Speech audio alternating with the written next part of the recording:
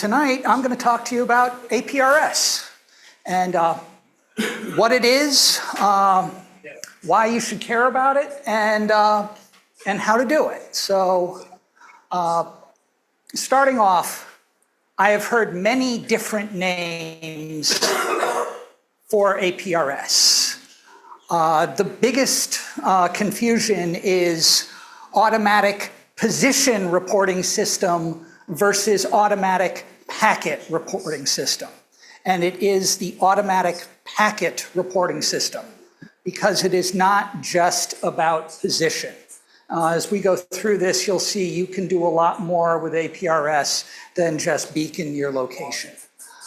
This was originally developed back in the late 70s, I believe, by Bob Runinga, WB4ARP. He is silent key. He passed away in 22. But when he developed APRS, he was a professor at the Naval Academy in Annapolis. And he originally developed it on an Apple II computer. And his purpose for developing it was to provide real-time tactical communications. So we'll keep that in mind as we talk about this tonight, because this isn't meant for global communications, although you can do that. This is for tactical communications, communications around an event, or communications around a club or a group. Like I said, you can do global things to it, and we'll talk about that here in a minute, but it's for tactical comms. So what can you use it for? All kinds of things. Messaging is one of the things that first comes to mind when people talk about it. People don't know that you can very easily set up groups and send messages to groups. There are gateways to SMS. So you can send and receive SMSs on your cellular phone from an APRS device. There are also email gateways. There are applications out there now to do SOTA and POTA spotting. And you can look up other hams through Whois or get local weather. All of this through sending a message through APRS. Again, you can also do position tracking. That's one of the things that people talk about when they talk about APRS. Weather stations. So if you have one of those internet-connected weather stations and you configure it properly, it will also beacon weather information over APRS. And finally, you can use it for telemetry. So satellites, balloons, weather stations can all incorporate APRS devices and functionality so that they can beacon information on an automatic, scheduled basis. So what do you need? On the device side, you need a radio. Any UHF radio that can send and receive. You need a terminal node controller, also known as a TNC, and that could be hardware or software. And finally, you need some kind of display device. That could be a computer, a phone, or a tablet, or all of this can be combined within a single device, a radio. And the image that I'm showing there, that's a Yaesu FTM500DR. And that right there is an APRS position message that it's received over the air. So there are also APRS tracking devices. They're small, purpose-built radios that you might put on a piece of equipment that you want to track, or just carry on your person. If you're out hiking with your group and you want, your wife to know where you are around the campsite, they make those devices as well. But you don't need specialized hardware to do this other than a TNC. You can use any radio to do this. So there's a network that sits behind all of this. and that network is made up of digipeaters. And what digipeaters do is they take the RF signals coming from the devices and rebroadcasts that. And I'll get into how it does that here in a little bit. But the whole idea with a digipeater is to extend the RF coverage of an APRS, either beacon or message. Then there's eye gates. So I talked about how APRS can be used in a global sense. So an eye gate takes those packets that it's received, and it sends those over the internet up to the APRS-IS network. This is the global network, the computer system distributed with nodes all around the world.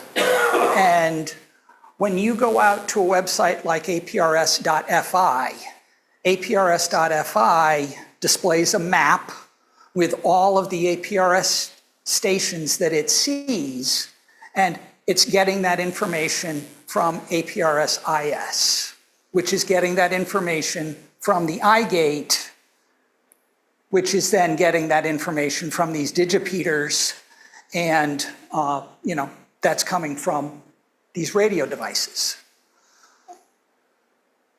And anybody has any questions at any point, please stop me.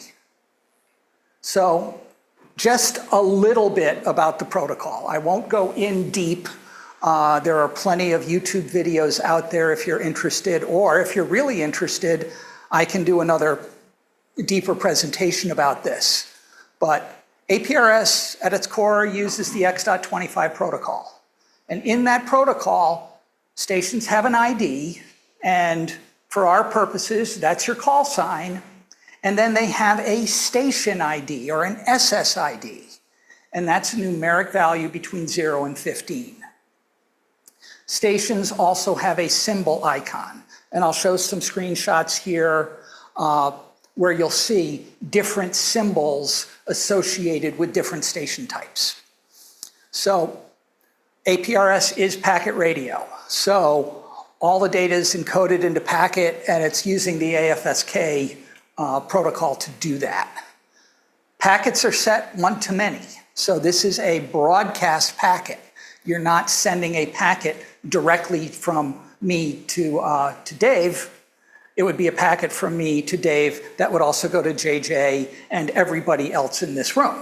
And you could either pick that up if you've got your APRS modem turned on or not. Digipeaters rebroadcast packets intelligently, and I'll get to that here in just a second. But if you think about it, if we're all in this room broadcasting APRS packets, and then we've got a digipeater down the hall that is rebroadcasting all of those APRS packets and doing this over and over and over and over and over and over again, well, you flood your network. So there is intelligence in the network. There's intelligence that you need to configure in your devices so that that doesn't happen. And I'll get to that here in just a minute. There is no guaranteed delivery in APRS. So you're going to send a packet. If you don't get an acknowledgement, it'll retry a couple of times, but there's no guaranteed delivery. The other thing about packets in APRS, and not just packets, but the information that you send in a packet, it's got a time to live. It decays because APRS is all about tactical real-time information. So you don't necessarily care that Kevin was sitting in that chair 6 hours from now. You might, but, and APRS.IS does have history. You can go back and you can look at traces and you can look at messages and broadcasts, but again, it's designed for shorter lifespan type information. So how do packets propagate? And I will admit, I stole these from another presentation, but it did a much better job than I could do. So here we have this mobile user, and he's got this little icon. It's a little car, and you can go through and you can select from a plethora of icons as to how you're represented in the network.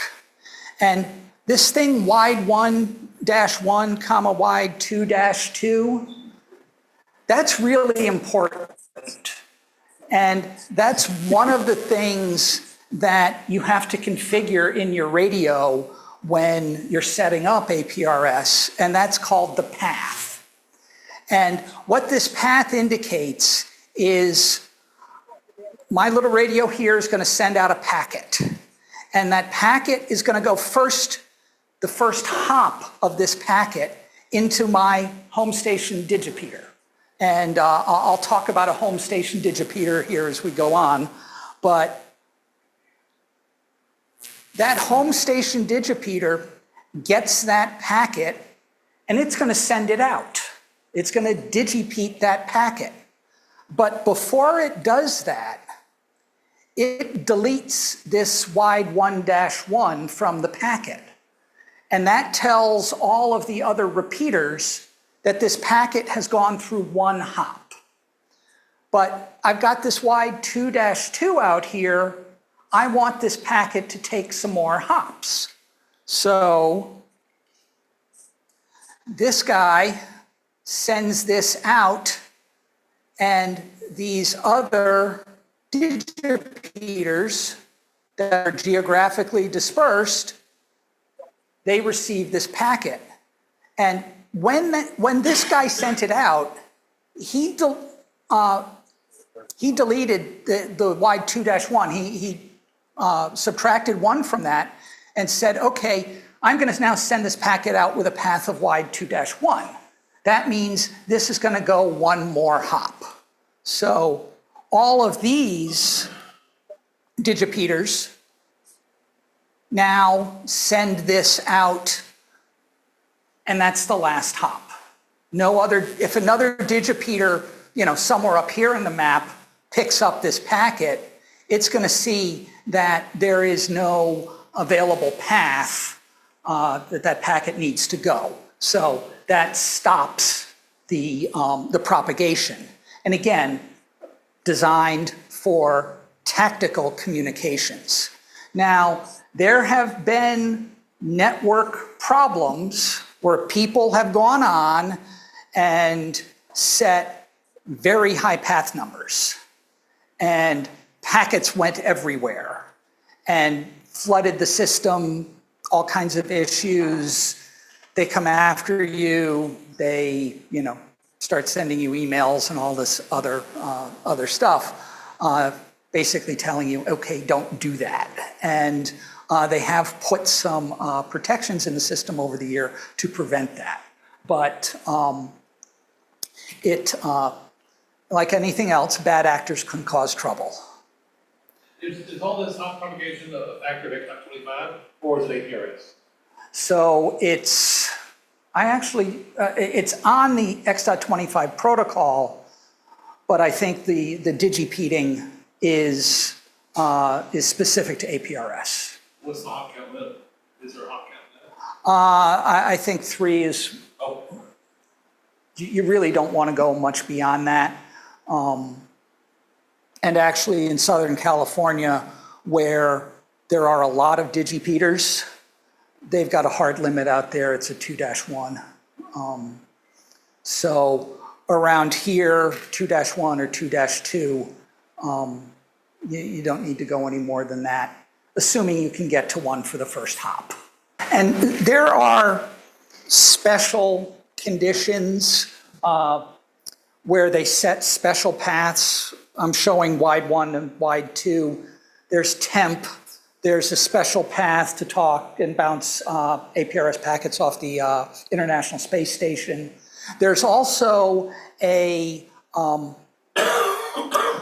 activity that takes place along the Appalachian Trail every year, where you've got guys on the tops of mountains, and they are acting as digipeaters trying to get packets from one end of the Appalachian Trail to the other. And again, they set a special a special routing in there and use a special term. I think it's temp, but I may be wrong. So when's it useful? Well, anytime you need to distribute real-time tactical information. So we don't use it much here, but there are areas of the country where ARIES and RACES use APRS very effectively. Skywarn also uses it, tracking where spotters are and things like that. Public service events, marathons, bike races, search and rescue. It's used extensively, and I'll talk a little bit more, at things like the Turkey Trot and the Marathon and the MS-150 that's coming up in May. I've read, clubs use it all the time. They've got a bunch of guys out on a fox hunt. Well, where are you? Where are you picking up the fox? And, instead of getting on the radio and trying to describe via voice, well, I'm over this knoll and, beyond this tree, you can bring up a map and show where somebody is. And just plain experimenting. There's a lot of experimentation. We're hams, we like to play with things, we like to stretch things, we like to find alternate uses for things. So a lot of what has been built up in APRS is by hams experimenting. So how do they make this useful for events? Because that little screen on my FTM 500, that's not very readable. You use a web application like APRS.fi or APRS.to is another one. I'll talk about the difference there in a minute. And there's Windows applications, there's Linux and Macintosh applications. I've used Pinpoint when I've demonstrated this at Switchyard the last couple of years. And these applications, first of all, they give you a screen that you can read as opposed to a screen on a small radio device. But these applications also allow you to set up filter lists. So you're not seeing everybody's APRS beacons and all of the weather stations and all of the other things that are being broadcast on the network. You're only seeing the stations that you care about for your event. So like when I registered for the MS-150 bike race thing, one of the parts of the registration is, do you have APRS? Yes. What's your call sign? What's your SSID? So that they can build that in as they're saying, okay, Andy, you're going to be a rover and you're going to be rover 1. So I know that KI5YLX-12 is my rover 1 APRS beacon. And wherever that beacon's, that's rover 1. And then you can even overlay maps. So you can literally have the map with, these are where all my aid stations are, and be able to very quickly, from a net control perspective, not have to translate in their head, okay, he's on 15th Street, where is that within my course? No, he can literally overlay his course within these applications and again, get a very quick tactical view of the real time going on at that event throughout the course. And again, so tracking location and status. And also, these things let you use the computer to send messages. So I can type a message in to SAG1. I need you to go to rest stop 2 to pick up an exhausted rider. And you don't have to do that from the screen on the device. You can literally just type that in. So here's an image, and this is off APRS.to. And this is what the Marathon was using. I don't have a overlay on it, but one of the things you'll notice, so this WX, you got a lot of these blue WXs. These are all personal weather stations that people have that are reporting out weather on the APRS network. Here's somebody mobile on a horse. And they've got this track here, so they were actually moving when I took this screenshot. So you got all these cute little icons here. Eyes, those are eye gates. So there's one over here in Richardson. There's another one up here. This is near Grapevine. So we've got this little guy in a car over here.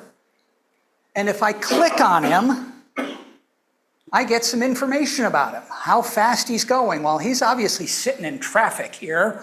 But one of the other things that you'll notice that's interesting, so he's got this frequency here. And one of the things that you can do with APRS is you can, in the text beacon that you send out, put a frequency that you're listening on. And some, not all, but some APRS radios, and they're getting better and better and better, will allow you, when you get that packet message on your radio, you can hit a button and key up that frequency and very easily make contact with this guy. So, yet another useful feature that somebody dreamed up. Again, this has been, iterated and built on by hams over the years. Now, another thing you can do, again, lots of innovation among hams.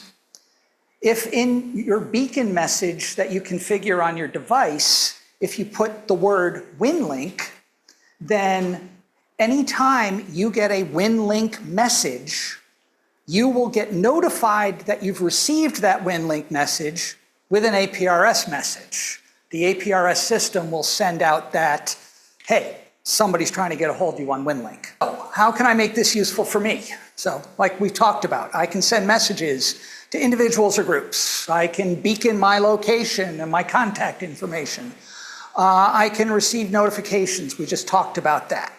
There are APRS nets. So there's APRS Thursday, which has several, 400, 500, 600 people that they send a message to a server over APRS, and then all of the subsequent messages that hit that server get sent to them. So it is an APRS net.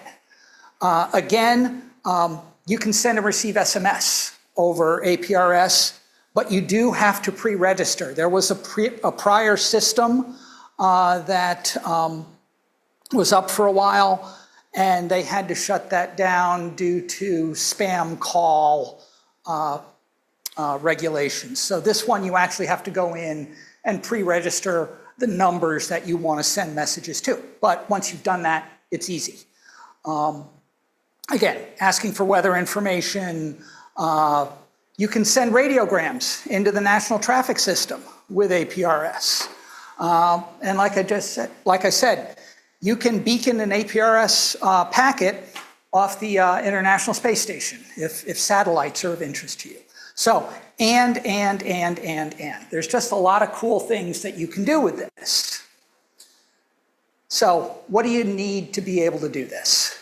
Well, instead of me just giving you, go buy this radio, I'm going to talk you through how I evolved around this. When I got my license, they had just started giving away the QRZ-1 Explorer radios to new technicians. This was 2.5 years or so ago. And so ordered one. And I had another radio already, another HT. So, okay, what am I going to do with this? And I start reading about this digital mode APRS, well, not digital, packet mode APRS. So how do I get on that? Well, I read about this thing called a TNC. Well, what's a TNC? And after digging through the internet and watching a whole bunch of videos, came across the MobiLink. And the MobiLink TNC, it's a little box about the size of a Zippo lighter. And it's got Bluetooth that you connect to your phone or your PC, and a cable that you connect into your radio. So they had just come out with version 4. Okay, sounds good, I'll get it. And then I needed something to talk to it, and the first thing I came across was APRS Droid on an Android phone. So went and downloaded that. I'm all set, right? So here's my little setup.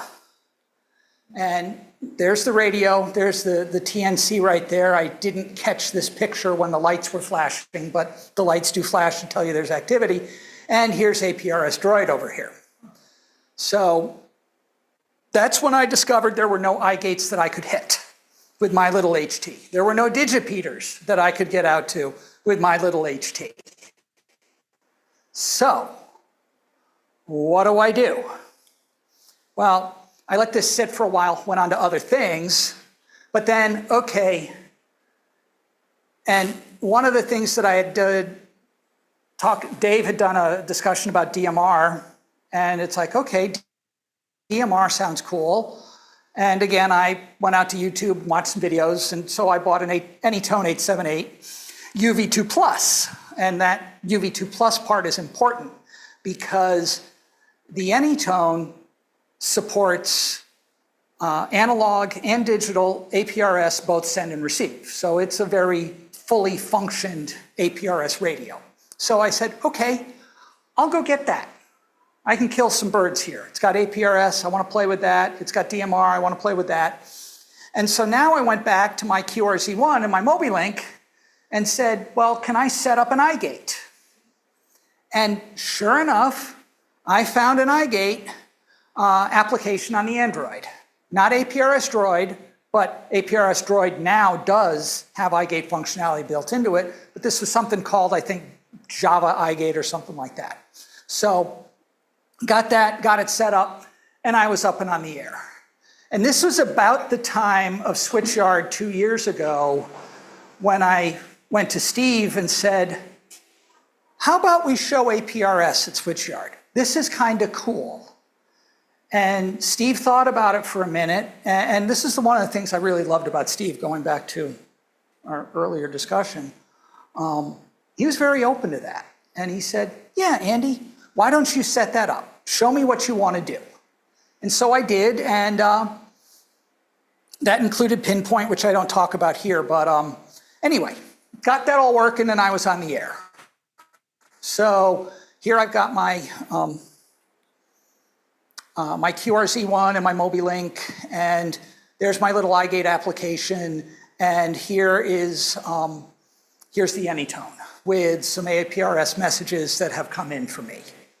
And I thought this was pretty cool.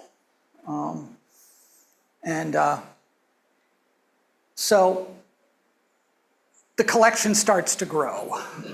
And I remember the very first Mars meeting that I ever attended. I don't remember who the presenter was, but I think he brought about 20 of his HTs. And he had them all lined up on the table, and he talked fondly about every single one of them. That was Yanni. Yeah. And I thought to myself, nah, I'm never going to need that many HTs. Well, I actually bought one from him at the Irving Hamfest. It's the cutest little thing. It's this Yaesu VX3. It's tiny, but anyway. But for various reasons, I've added to my collection. I got the Yaesu FT5D. That's another great radio for doing APRS.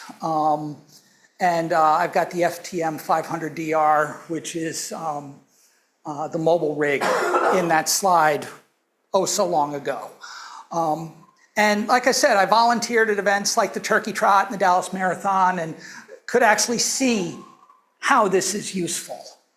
And so like I said, for me, this was getting interesting, and I decided I needed a more permanent iGate solution than my little Android phone. So enter Direwolf on a Raspberry Pi. And so I got that built out, and Direwolf is a software TNC, so I don't need my little MobiLink, which has a battery in it, which dies and things like that. So that took care of the sound card problem, or I needed a sound card. So I went with the DigiRigs because I've used those on my HF rigs for FT8, knew the product line, and they had this really cute new little DigiRig light. So I decided I needed to order that, and then got that working with my little Yaesu VX6. Ultimately, I wanted to get this set up on a more powerful mobile rig, but for now that works. But anyway, here's my little collection of stuff here. And like I said, one of these days I will get that tied into an external antenna and, like I said, a more powerful UHF rig. And it's a good thing my wife doesn't keep track of all this stuff. She just sort of turns a blind eye to it. Anyway, it works. And I can get out, and it also works for others around me. As I drive around with either the FT5 or the Anytone in my car, I get position reports all the time. And most of those are just going into the ether in my area. And so I do want to get that set up. So I went through a lot of steps to do that. And I'd do something different if I was doing this today. So there's a pretty cool Chinese radio out there. You can also do this with a Kenwood. The Kenwood, what, D75, Kevin? 72, 74, yeah. But those are in the $600–700 range. There is now, like I said, a Chinese radio. It's got a TNC in it that is fully accessible over Bluetooth and USB-C. And like I said, it's less than a third of the price. The other thing that it's got is it's got its own either iPhone or Android app so that you can control the radio. You can do all of the APRS functionality from the radio, from the app. So you can actually use it to type messages and not have to think back to the days when you had a flip phone and you were trying to send texts.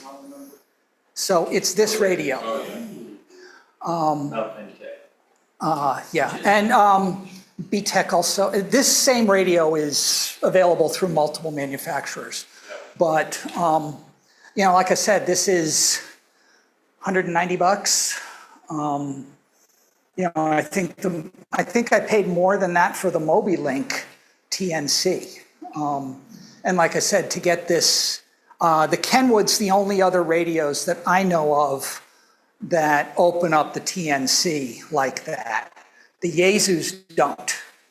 So the Yaesus have that in TNC for the APRS functionality, but you can't get to it from another device. It's only within the Yaesu radios itself. So if I was starting this journey today, that's what I'd buy.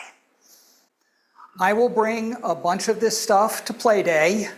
So if anybody wants to see it, I will put an aerial up outside and we'll set up an eye gate over at the library. And yeah, you know, happy to you know, walk you through how to set up your radio. I've done this now on a couple of radios, and I can probably fumble through others without too much trouble.